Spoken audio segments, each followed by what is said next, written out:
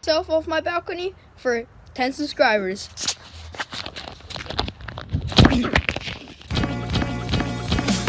This is Declan Fitzgerald. As you just saw, he's mostly known for creating the viral video jumping off my balcony for 10 subs. It hurt. The memeability of the clip and the fact it's for a subscriber milestone resulted in Declan amassing over 200,000 subscribers in only a single year, with the original video garnering a cool 6.5 million views. Damn, imagine if I asked people to subscribe. Videos like this are commonplace on YouTube, but never before has one become so widely surfaced. But to me, the most interesting thing about Declan's channel aren't the videos that have a lot of views, but the ones that don't. Looking at the rest of Declan's video catalog, it's mostly just standard kid stuff. He has some old gaming videos, and some videos of him playing outside. No optimized thumbnails, clickbait, or branding. Hell, his videos don't have thumbnails at all. When YouTube started out, it used to have a tagline: broadcast yourself. It reflects the original idea of the site, to broadcast parts of your life, and, if you were lucky, people might someday choose to watch it. While today, the tagline itself is gone, the idea isn't. If you dig around on this site, you can still find people just recording things, regardless of how mundane. Videos not intended to be viewed by a general audience. As a kid, almost everyone I knew had a YouTube channel. We'd start them up and ask for subscribers almost like a game, to see who in the friend group could get the most. We would film collabs and grow in a way that's comparable to the actual landscape of YouTube, but shifted. A shallow mockery of YouTube culture that radiates the innocence of childhood. It sometimes makes me wonder whether it might have been better than the actual thing.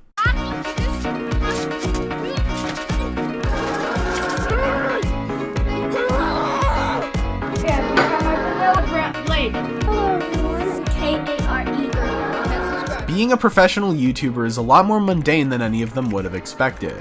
To grow on YouTube, you're intrinsically forced into making videos that people actually want to watch. And while it's rewarding and satisfying to put together a super high maintenance, heavily researched project, I can't argue that it's any more fun than just playing with plushies and throwing that on YouTube. Content gets rewarded with views and dollars, while passion projects are often thrown by the wayside, regardless of how much effort you put into it.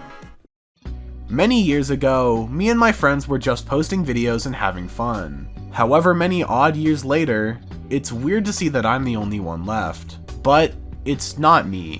Or at least, not the same me. Something no one playing YouTuber would have predicted. Like every other facet of American life, dreaming it is very different than actually living it. I'm sure many could relate to that same prospect of starting a channel as a kid, watching big gaming channels and longing to make videos of your own. The excitement of making videos, recording whatever, and just posting it. Then eventually getting bored and moving on. Maybe you're still making videos, with subscriber growth being important-ish, but still not really trying that hard.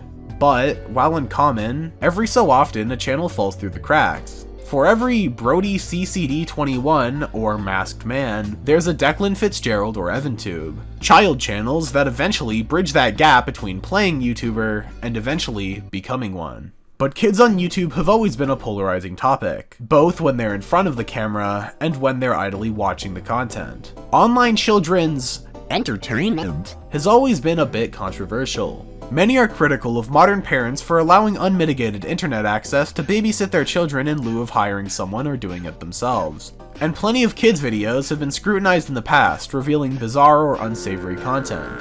From ElsaGate and YouTube Kids, to recent discussions surrounding Gen Alpha, or iPad Kids. And while I would love to join in on the bandwagon, claiming that Skibbity Toilet is corrupting the minds of the youth and that kids should be banned from even going on the internet, the truth of the matter is that children's content, no matter how weird, has always been a part of the site.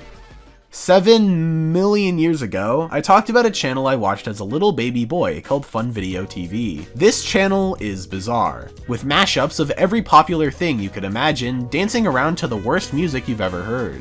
And these videos got tens of millions of views. But ultimately, the vast majority of Gen Z turned out fine. The response to my video was one of nostalgia rather than vitriol. And besides, I can't really say anything about banning kids from the internet, as that would make me a massive fucking hypocrite.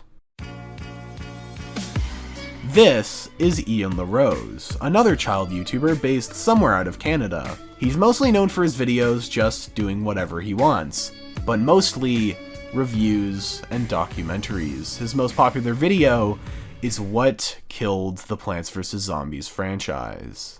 Yup, that's right! The person you're watching right now started out as a child YouTuber, and I stayed one for a long time. Most people start uploading to YouTube in their teen years, maybe at 14 or 15. Some join the platform at 9 or 10. I made my first video on YouTube when I was 6 years old. The vast majority of these older videos aren't even around today, and the ones that still are only here for the sake of preservation. And even though I only started gaining actual subscribers in 2020, without all the years I spent playing YouTube, there's no telling whether or not I'd be in this position today. I can't even distinctly remember a time before going online, some vague memories of watching PBS Kids, but really, I was raised by the internet. And of course, my parents, who in 2013 gave me permission to open up Minecraft, record a video, and upload it. This isn't just limited to YouTube though. Children in the entertainment industry has always been a contentious subject.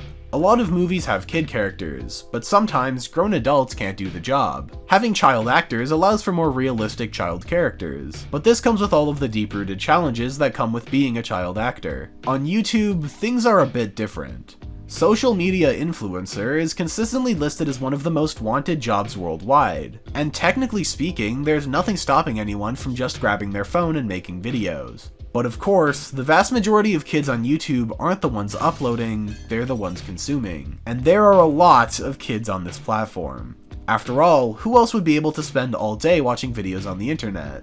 Because of this, many have made a career out of producing kids content, sometimes in the form of reused finger family animations, other times it's just grown adults parading around in superhero costumes. But don't worry, there are also educational children's videos that can teach kids the same 5 colors with little miniature cars, trains, balls, farm equipment, eggs being filled with paint. Aw, you too, Omnom? Watch these videos for long enough, and the brain rot slowly descends into insanity. What shape is this? Right. It's a rectangular prism. I could talk about a lot of these. The brain rot content farms reusing the same format over and over again, sometimes showing literal to children. I could talk about weird playlists pretending to be kids shows. I can talk about disturbing fan animations that lure kids in with bright copyrighted characters, but that would only be scratching the surface. Each subgenre of children's YouTube only gets more questionable the lower you go. But I already talked about that in other videos. Of course, not every situation involving a child on YouTube is the same, and we'll get into that later. But the way I see it, most kids on YouTube are just creative kids, seeing something and getting inspired to do it themselves. Of course, this comes with its downsides. Parents can't control exactly what their kids may be inspired by. You might have little kids that watch PewDiePie, copying his actions and swearing at horror gameplay. But, so long as the parents watch everything before it goes online, playing YouTuber can teach some valuable and helpful problem-solving skills. But that's when it's the child actually wanting to be a YouTuber. What happens when it's really the parents, either looking to make some money or to make their child a star? Well then, you get exploitation. Go like this. No, Mom, I'm actually seriously crying. No, I know, but go like this for the video. Family vloggers are some of the most criticized cases of child YouTubers, and deservedly so. More often than not, these channels are both started and maintained by the parents. They think that by monetizing their children's lives, they can make a substantial amount of money. And they are right. 8 Passengers was a disgusting channel that was allowed on this site for far too long before its inevitable termination. When kids are conditioned to always have a camera filming them, it's inevitable that an amount of embarrassing and personal moments would invasively be uploaded to the internet and seen by millions. One of the worst cases was when Chad, the older brother of the channel, would prank his younger brother. In retaliation, his parents sent him to a wilderness camp for troubled teens, and when he got back home, he would no longer have his own room, sleeping in a beanbag at night instead of an actual bed for roughly 6 full months. Establishing boundaries is important in any relationship.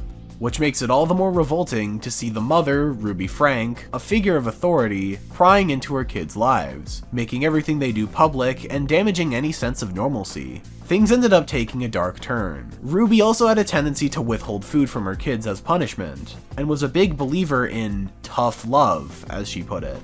She was arrested and sentenced for child abuse, for actions that I don't feel comfortable discussing in this video.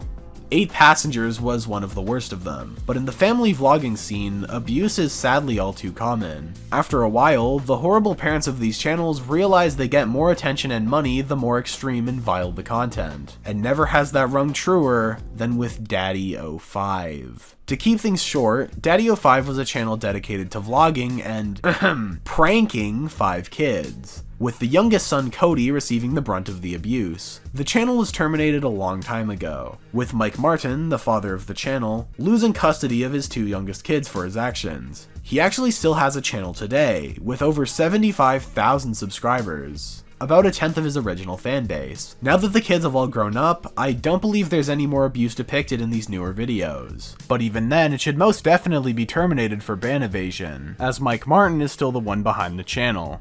But while family vloggers are usually just parents using their kids for money, something that can go either way is the case of toy review channels.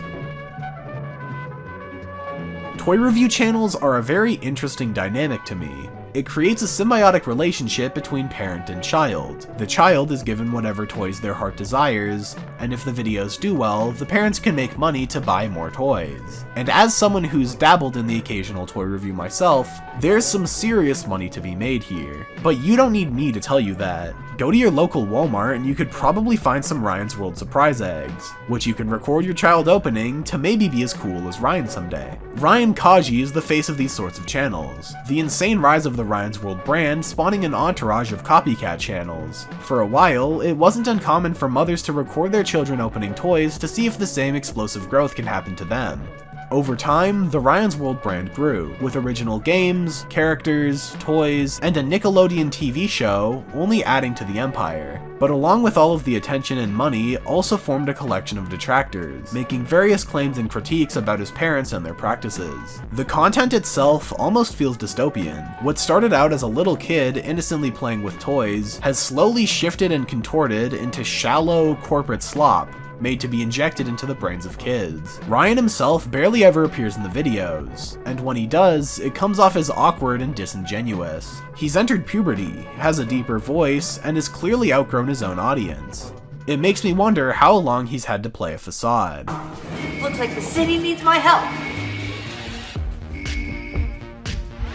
Welcome to Ryan's World! His circumstances have clearly taught him to grow up fast, for better or for worse. In interviews, he seems professional, his answers pre-planned and thought out. Looking at the VTuber's channel banner paints a really sad picture of what's actually going on with the Ryan's World brand. It's a comically outdated picture of Ryan, surrounded by all of the virtual, fictional characters his parents have surrounded him with. Ryan is a kid who's never allowed to grow up, and when he does, we're seeing him with less and less of a presence on his own YouTube channel. In cartoons, he's replaced by a drawn version of himself, voiced by a paid actor. In newer videos, they're playing unrelated clips of other characters and intercutting it with reused footage taken years ago. While Ryan is nearly 13 years old now, he'll forever be trapped in videos as an 8-year-old. This is something I constantly see surrounding the discourse of toy review channels, specifically Ryan's World. What's going to happen when the kid grows up? Looking at the Ryan's World channel right now, there seems to be a number of possibilities, some already being put into practice. Many believe he'll be tossed to the wayside. Ryan has 2 younger sisters, and over time, we're seeing them more and more as prominent faces of the channel. Many believe his parents may replace Ryan with them, but honestly, I don't believe that. The channel is called Ryan's World. Ryan will obviously always be attached, but I don't believe it'll be the real Ryan for much longer. I think we may see a Kwebbelkop AI direction, perhaps with an actor skinwalking as Ryan's younger self. Alternatively, they could turn Ryan into the mascot they've always wanted him to be, so he can finally join the rest of the cast as a marketable cartoon character. I mean, they kind of already have. Personally, I was always a few years too old to enjoy Ryan's World content, but when I was younger, I watched a very similar channel, EvanTubeHD. While not as colossal as Ryan's World, Ryan started YouTube at 3 years old, while Evan started at about 6. Being older, what happened to EvanTube could be reflective of what happens to Ryan, or at least show an alternative timeline. I was able to get in contact with Evan, and he was kind enough to let me interview him about his own experience as a child YouTuber.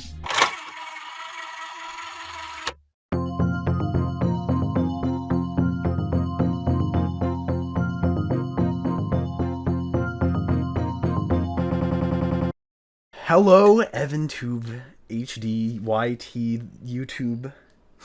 What's up? Hi, okay, so...